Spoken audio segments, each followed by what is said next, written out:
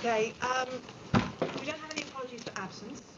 We have Chris Morgan on the phone, and Louisa and Tim are running slightly late, so hopefully they'll be arriving soon.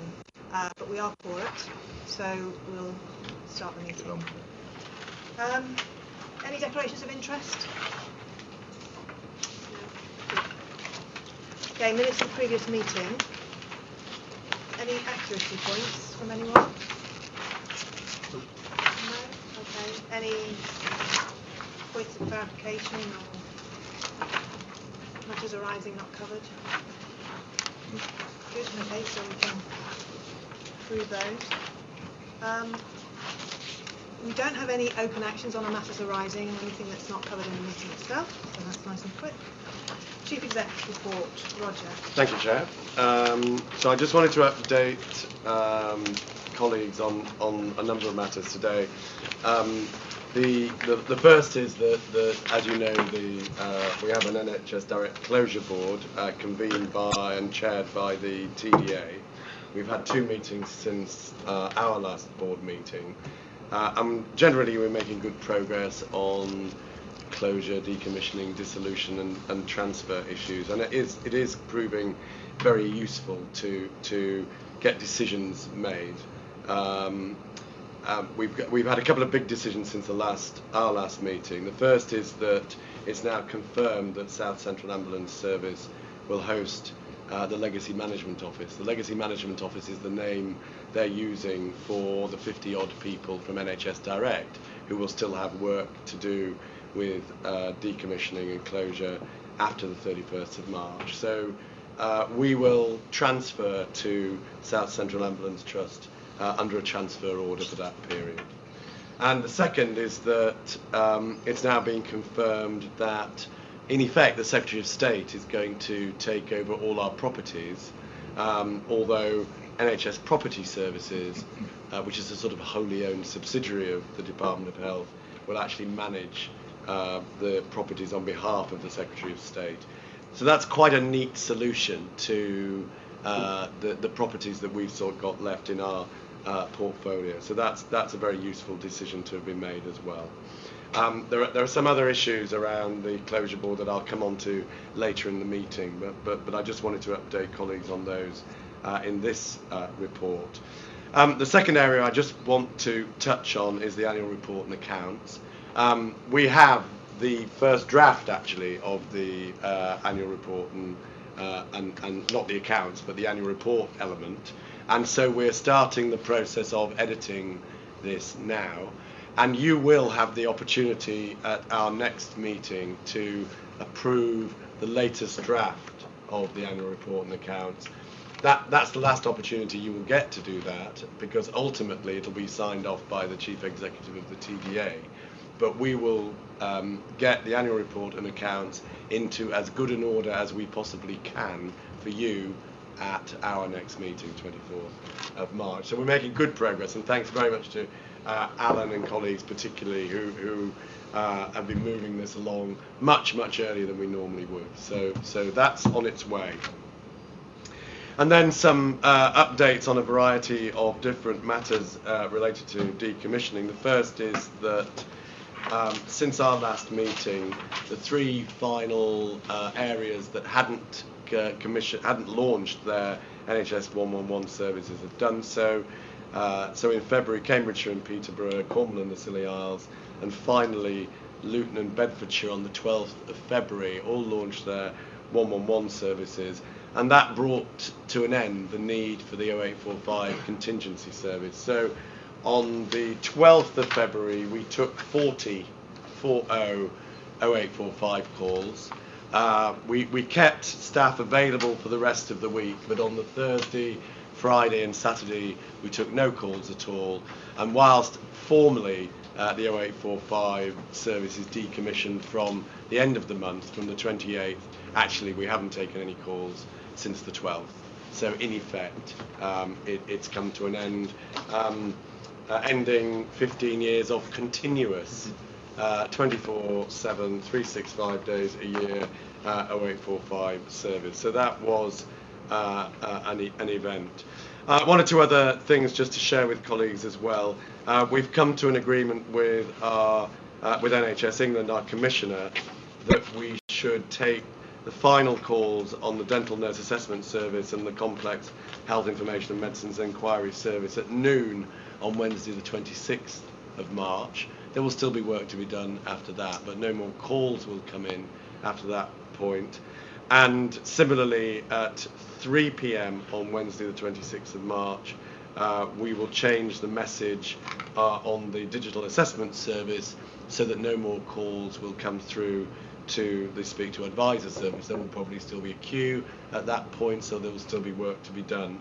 And there may well be work for colleagues to do after Wednesday the 26th of March, but it is possible that in some cases people will end in effect and their employment with us before the 31st of March, but in all three services people will be paid up until the 31st of March. And finally, NHS England has decided that it's not going to, well, at least formally, commission the 111 contingency service beyond the 31st of March. It's very quiet at the moment. They were keen to recommission it just for the 4 days over Easter, but that isn't a very practical thing to do. And so they are bringing that to an end on the 31st of March. So our staff would have become redundant in any case on the 31st of March, but it just takes away any complexity around that, and that makes that neat and simple.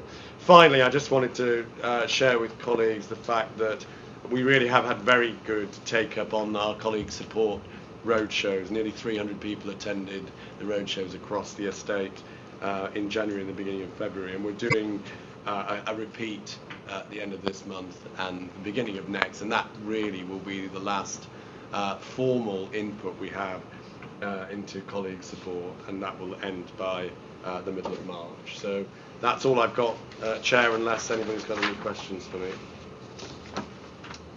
Tim. Thank you. Sorry I was late. I was looking for, maybe I've not been diligent enough, what are we going to do with the website? And what messages are we going to put up on the website? It must be in the details somewhere, I'm sure. There is a discrete project on the website. It goes to a variety of different places. The public element changes on the 31st of March, but there is some bits of the information, some has to go to HSCIC because of the digital assessment service transfer, some has to be archived, and some we still need to use, albeit in an internal form between April and June, because we'll need some of the information. So there is a discrete project related to the website. That's great. I looked at it very closely. I mean, these dates are when services are end, obviously that needs to be. Yes, absolutely. Good, thank you. Completely in hand. Yeah. I just think, in way of sort of sadness in one sense, but in way of wrapping up, as it were, the services that NHS Direct has very efficiently delivered over the last many years. It's so good to see that it's been done successfully, tidily, and with support of our staff, and it's, I think, a fitting sort of epitaph in a way that it's been done in such a professional way. So I just want to say that there's a bit of way to go, but well done. We can do that, certainly. Yeah. Sorry, can I have another go?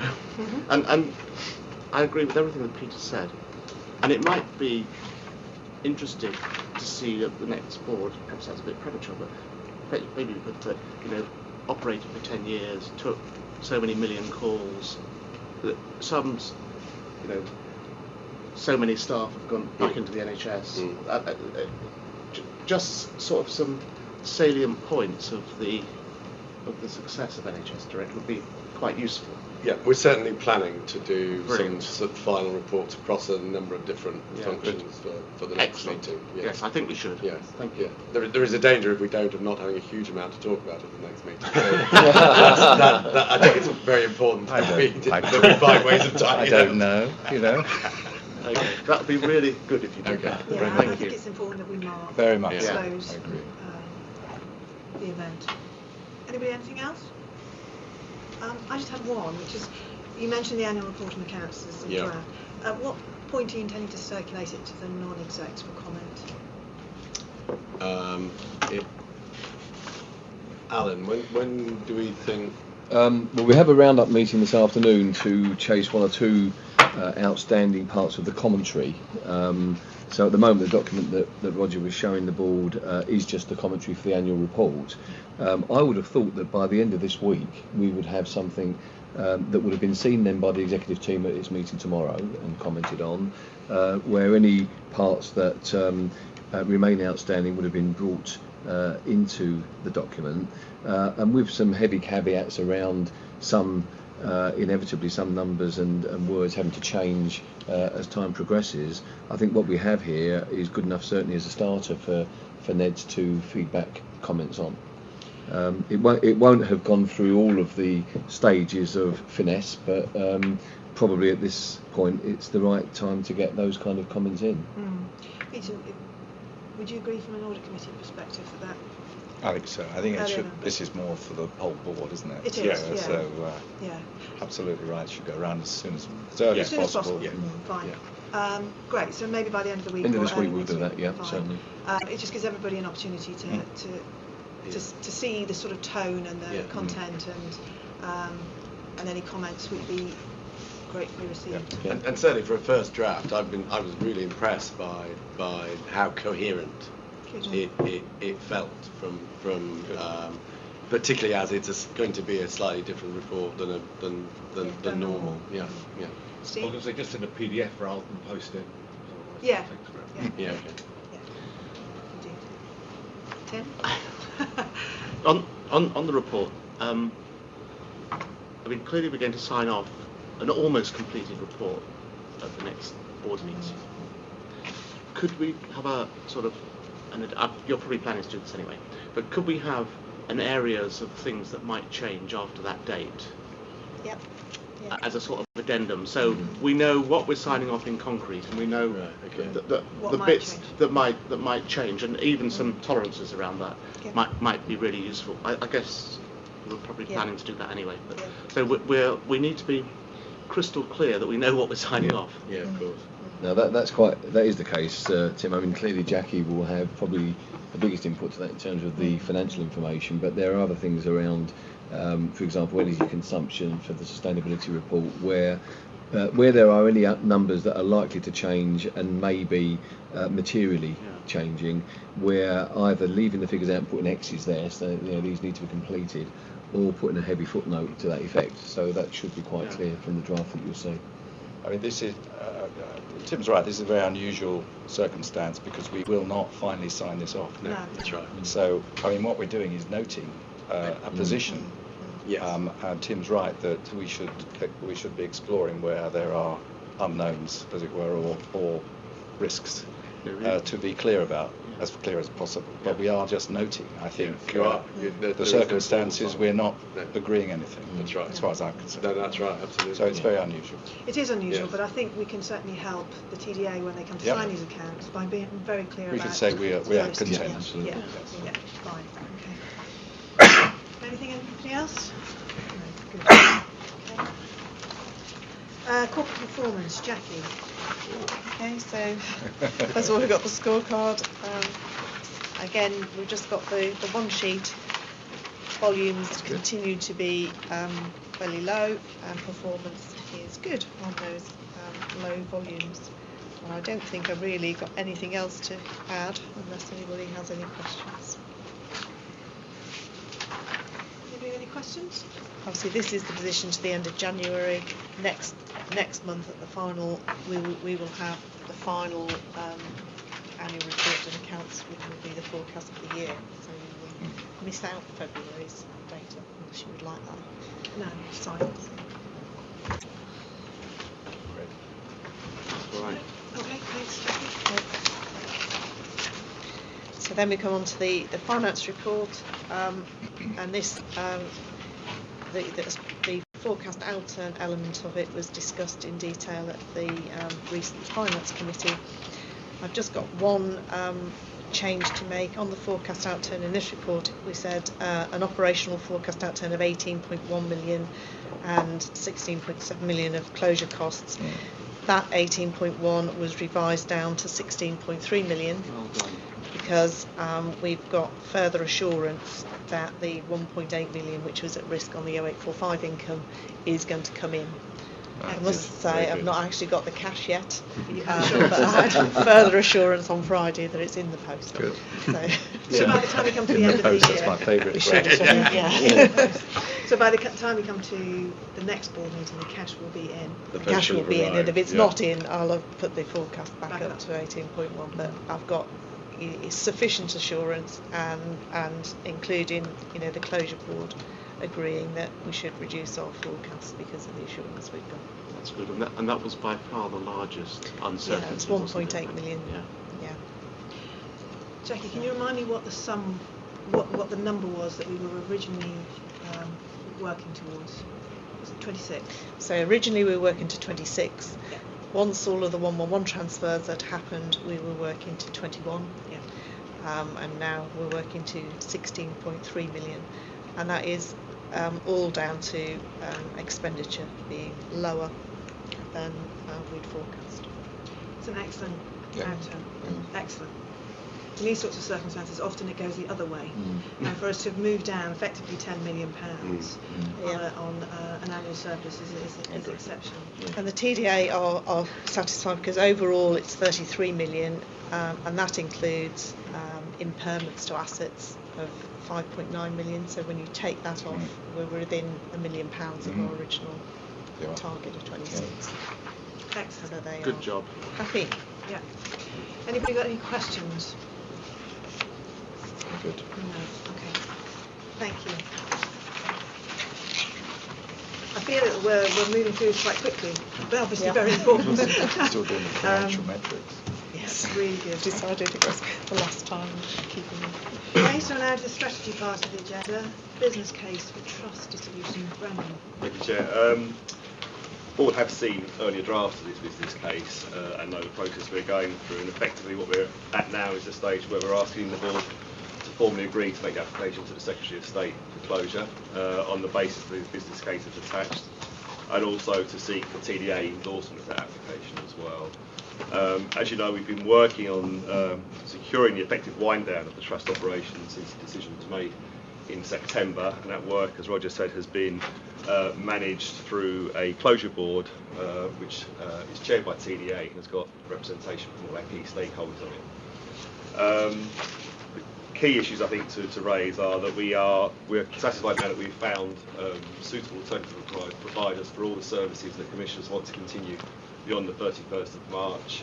Work's been progressing very well with those alternative providers in terms of making those transfers effectively, and all the work that we've been doing on closure has been governed by the 5 principles we established at the outset when we were decommissioning 0845 around securing particularly patient safety and the effective provision of the services. For those services which are in effect being decommissioned, in practical terms what's happening is they are largely being absorbed into local 111 services as well. So in terms of patient continuity, there is a process for all of those services which are currently providing to be continued to provide to patients beyond 31st of March.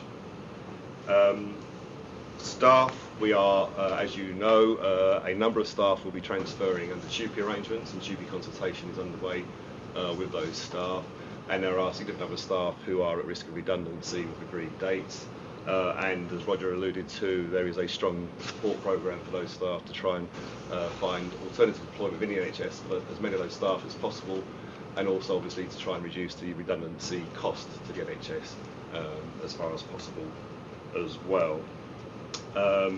DH have confirmed now that they will meet the additional costs of closure for the trust, and work continues on that to try and minimise those costs as well, including, as I said, minimising redundancy costs as an element of that.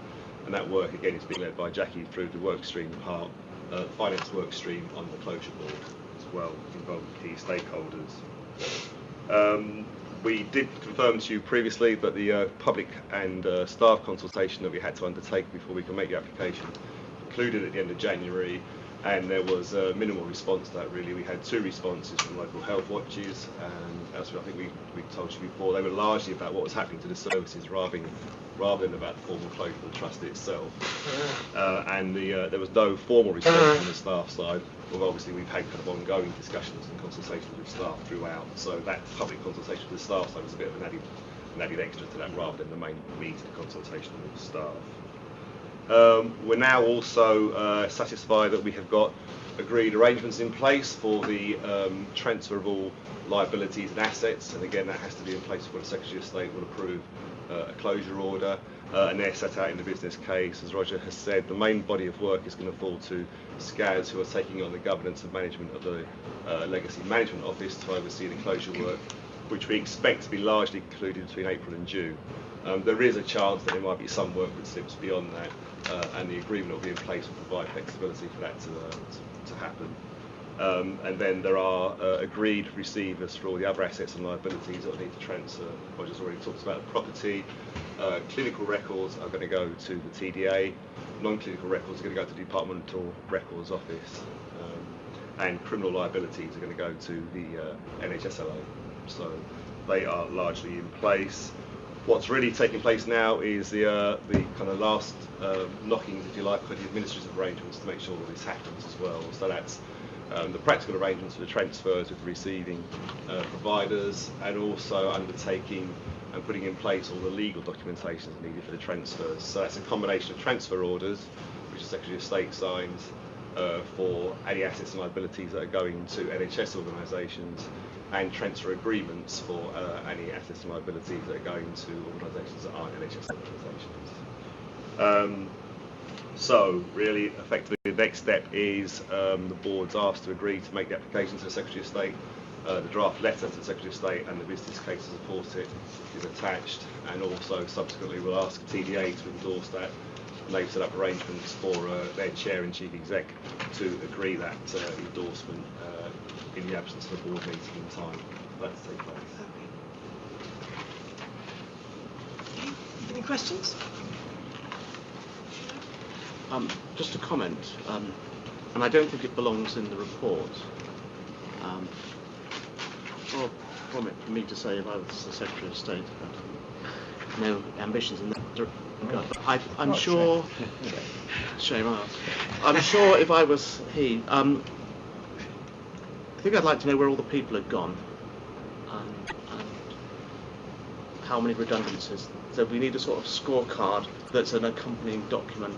If I was asked to sign this, say, okay, you started with 2,500 people, X were nurses, Y were full-time equivalents, so some were contract, some have gone to other 111, some have gone to other services, and there'd be a residual at the bottom, which we may not know yet, but a range. I think that might be quite a useful document to have in your back pocket. We have that information available. Yeah, I'm sure you do.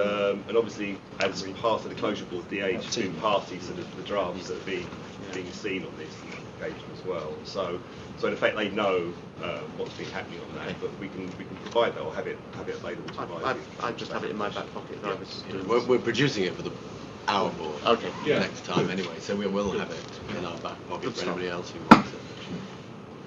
The focus here is very much on the financial implications. Yes, isn't it? as I said, it doesn't belong in here. Yeah. No, that's right. But you could be asked the question. Yeah, you see what very, I mean? very easily. Yeah. My only question was just so that I'm clear about timetable.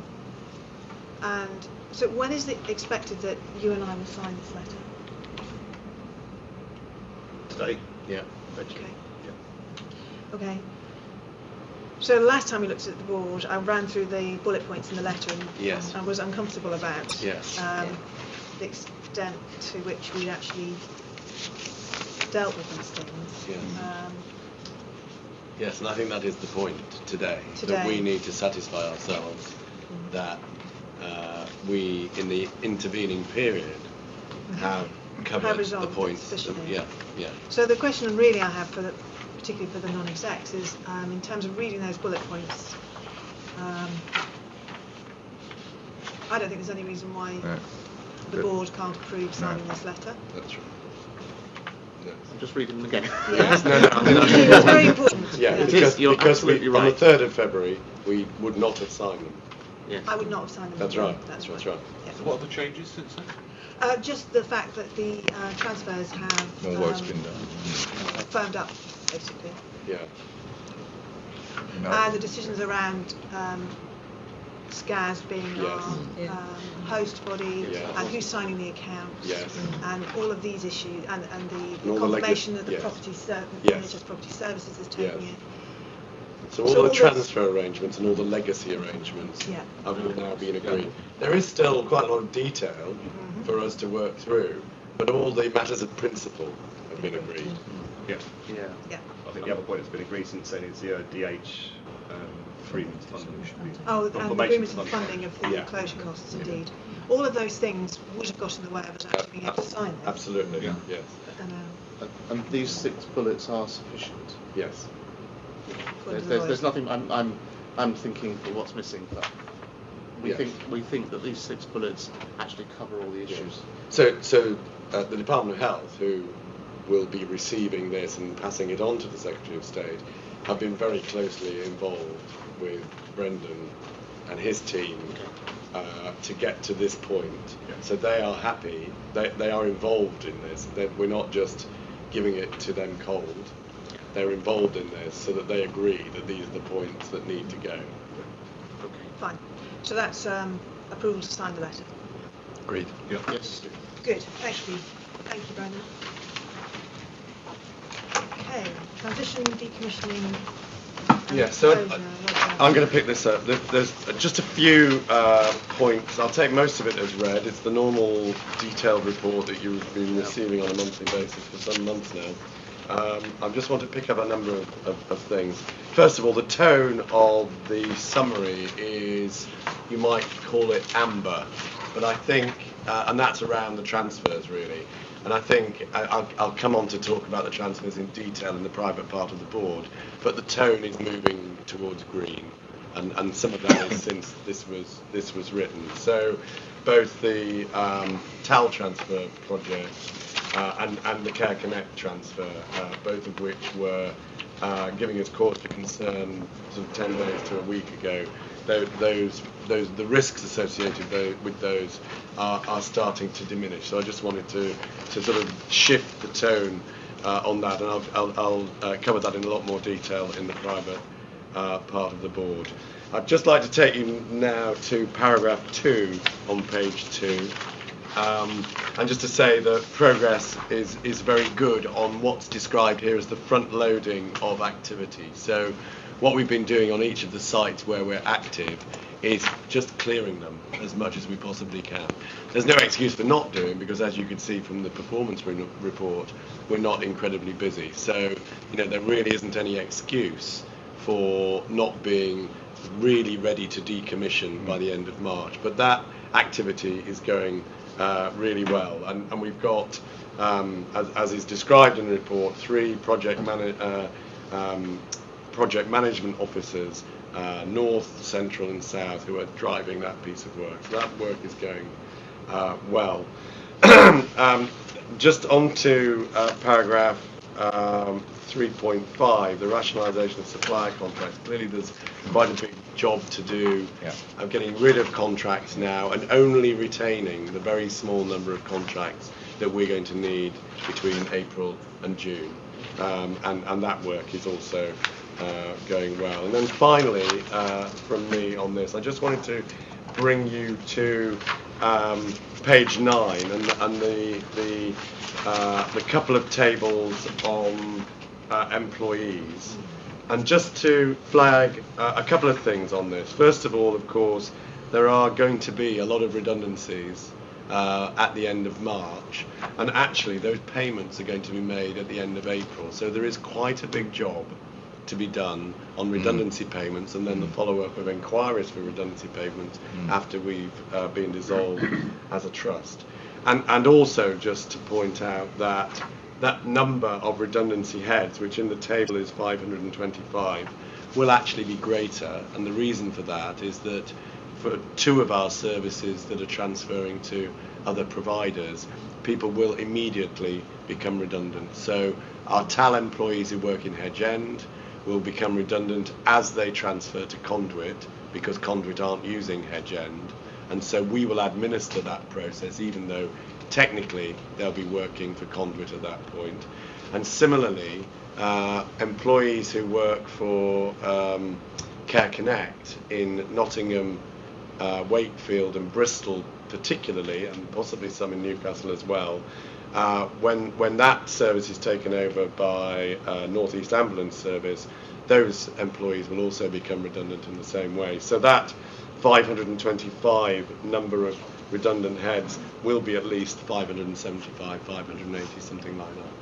So it's quite a big number, a bigger number of redundancies than we had last June, when it was about 350. So I just wanted to flag those things in the report. The rest I take as read unless there's any questions at all.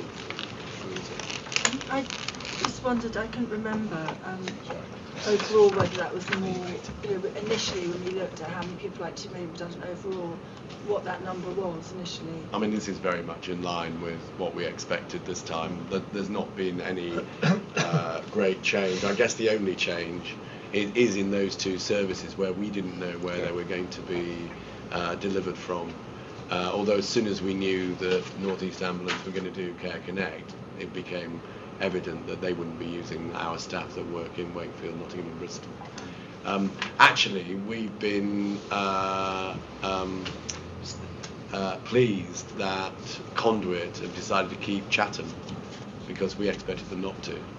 Hedge End is quite an expensive site, so we never expected them to stay there. But actually, we expected them to do TAL almost entirely out of Milton Keynes. But they're keeping Chatham, which saves a few jobs, which is good. I mean, just in some ways, it just seems like you're disingenuous in a letter not to say how much this cost and how many people have made redundant. I guess that's not appropriate. What, in the letter that's going to the Secretary of State? It does say it in the business case, Yeah. which is attached. The business case has got the costs in. Yeah. The cost, financial cost, but not the number of people. It has got the number of people. So. Yeah. Yeah. Let's have a look. I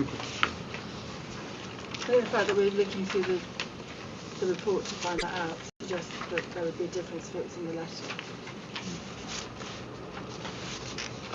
Yeah. But I guess I'm not sure. I don't think it's worth it. I'm not sure. To be honest, I'm not. Well, it's not required, and the board papers I've got are in the 42, public domain. Everybody can see the numbers. Yeah. Looks like they're all there. And Yeah. I mean, I think all you're doing really Not in is big pointing type. out the human cost to all of this. Yeah. I mean, tempting though it might be. I agree. I think it's okay. Sorry, Chair. So I mean, it's not. I think that it's not. It's not about sort of any sort of points scoring. I think that just is the cost of closing down this trust.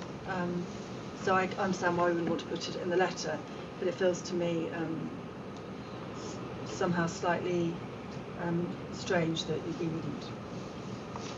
I'm not. Mm-hmm.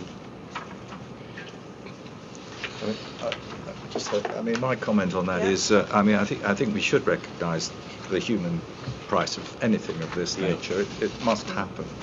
But when we come to reflect about the work we've done at our last meeting, I think we can really pull that all together, perhaps, and really say quite a lot about our feelings at that stage. Yeah. And that will be in public. And that would be in public. Yeah. I believe this is a business letter which is best left. Serving a different purpose, isn't it? Because it talks about people at risk of redundancy as well, because we don't know at the moment exactly how many redundancies there Anyway, will be. sentiment, I think, is So right.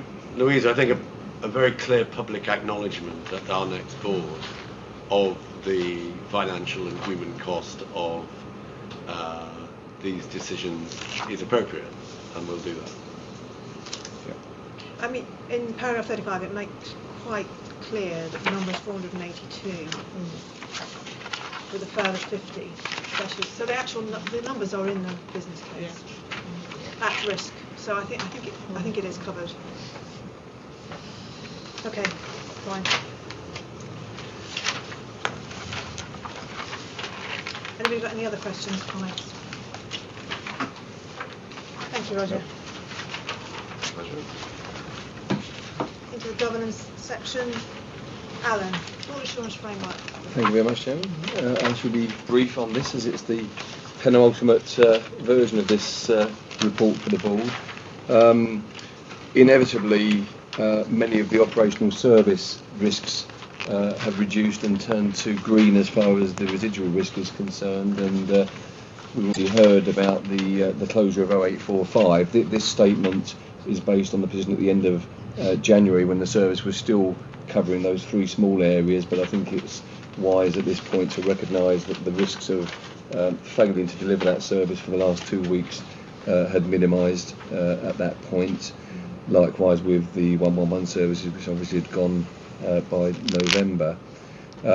So therefore what we're left with in terms of the highest residual risks are those 2 areas associated with the decommissioning and dissolution of the organisation, and primarily as far as dissolution and decommissioning is concerned, I think the anxiety is more about the pace at which decisions are made by other bodies in this organisation, and whilst they are being resolved over time, and we're hearing of progress today, there are still 1 or 2 things around staff transfers and so on that I think at this stage leave us at least with an amber rating until we're absolutely assured that there won't be any last minute hiccups.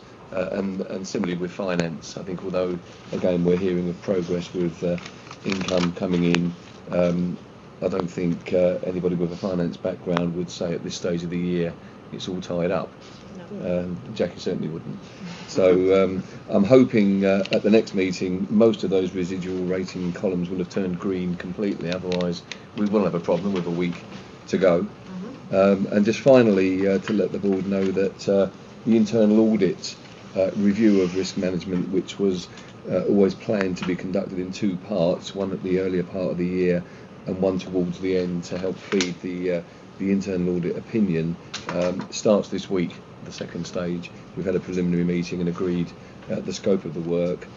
So again, by the next audit committee, hopefully we'll have that report from TIA, which we hope will be as positive as the last one. Good. So that's all I wanted to say, thank you. And that would go to the Audit committee, yeah. in March. Any questions, comments? No. No, I don't think so. Thank you. Director's Declaration of Interest Register. Has everybody signed? Or? Yes, I think everything's been done, Emma, hasn't it, today? We've got a couple left to sign, but everybody's confirmed. Fine. And this will appear inevitably as it has to in the annual report. Yeah. So this is just for the board to note. Any comments? No? Right. Minutes of meetings. Should we start with Tim on the Clinical Governance Committee? I think we presented this, did we not, last time? Yeah, I think we have. Any further questions until the minutes? No. Okay. So we have one final Clinical Governance Committee meeting left. We do. Right, thank you. Peter? We fed back last time again, Yeah. so and I think we're going to have one more meeting. Okay, fine. Finance Committee, Tim. Thank you. Yeah, we had a finance committee on the 12th of Feb. Yeah. We had a really good look at the outturns, and we've already discussed that in the meeting actually, on the numbers. And it was really good news that the 18.1 came down. There are a couple of IT issues which have got a commercial, some commercial factors in, so I'll report those in the private session. Otherwise, I think it was the last finance meeting, and took the opportunity to thank the finance team, because through an almost unique set of circumstances, we've done.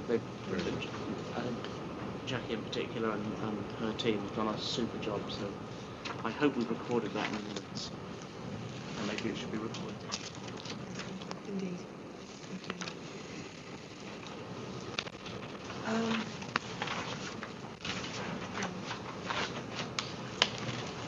Stakeholder activity, trust engagement visits. Roger. Yes, I've visited Wakefield, Nottingham, Bristol, Milton Keynes and Hedge End since our last meeting, as I think I mentioned in January. And the way I've been doing this is really making myself available to colleagues rather than bringing everybody together. So I've probably met 50 or 60 people during my visits. Some people just wanting to chat about the service and their role in it and that sort of thing. By and large, I found people very mature about the position we're in, still giving a really good service across all the different services we're delivering. Really starting to use the colleague support services and starting to put their colleagues under pressure to use them as well. So where people were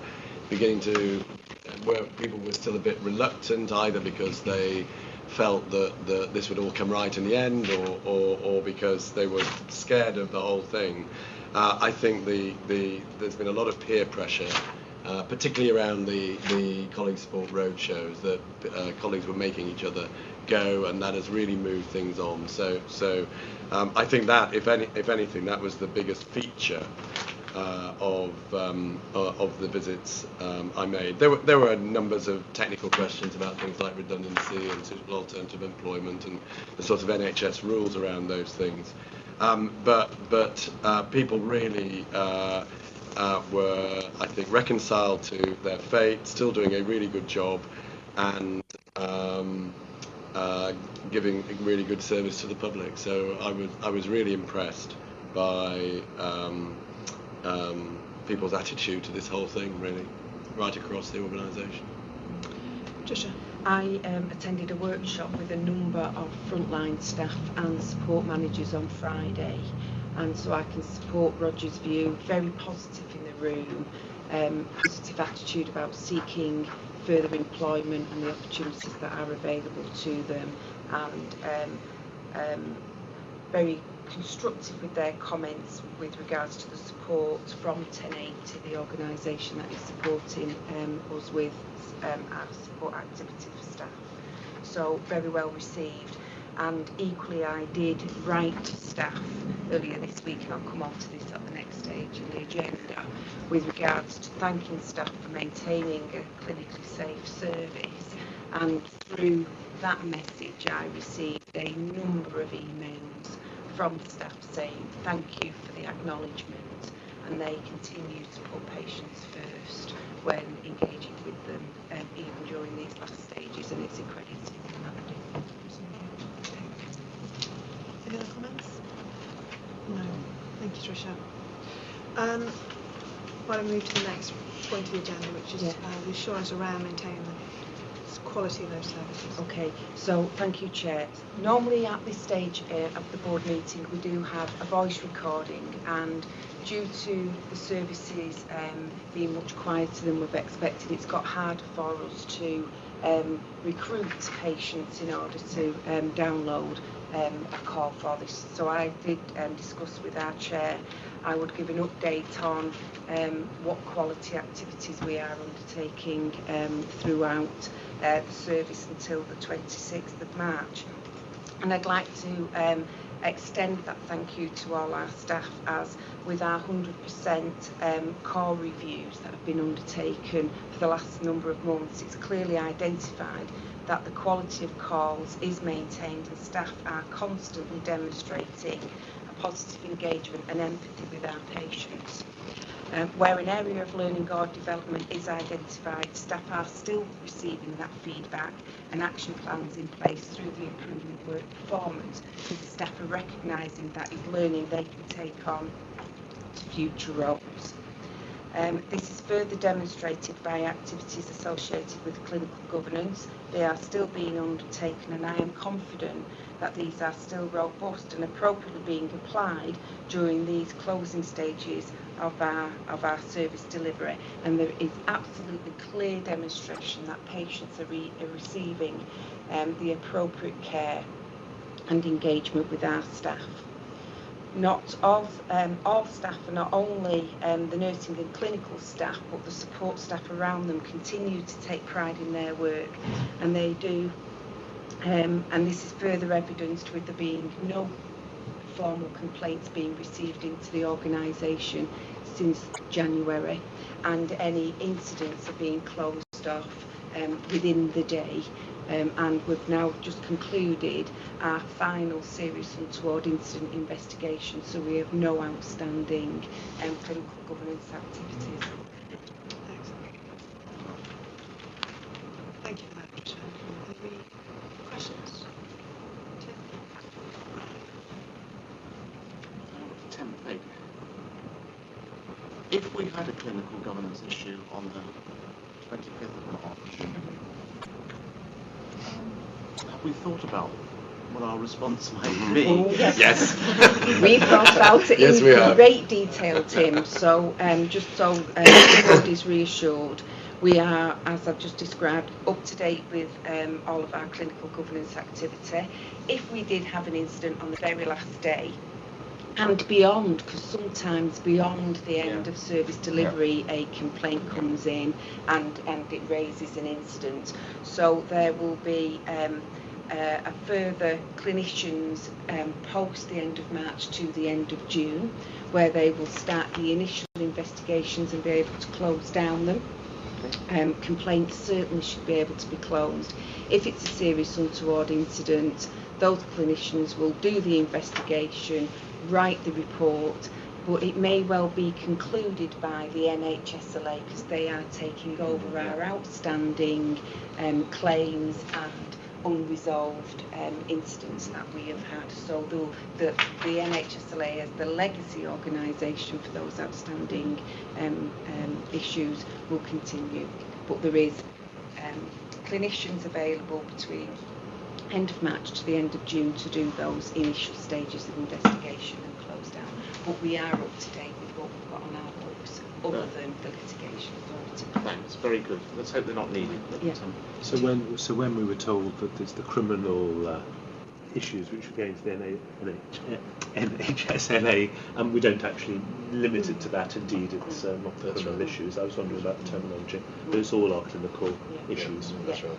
Because we do have a number of clinical educators because they move so slowly. Indeed. Oh, indeed. You know, indeed. so we've got indeed, I'm aware of 30 odd, yes. and we may be able to resolve a few between now and the end of June, but there still will be a number that will have to remain. Yes. So they are the clinical voice of NHS Direct after we close. Absolutely. Yes. Okay. Anything else? Fine. Right, that brings us to any other business which I've not been advised of. Okay. So this is the last board meeting that will actually be streamed online. So if anybody's listening to us, feedback would be greatly received. And that leaves us with the final board meeting for NHS Direct on the 24th of March, which, although it won't be streamed, is open to the public. Anybody is welcome to attend. Okay. Close the meeting. Thanks, everybody.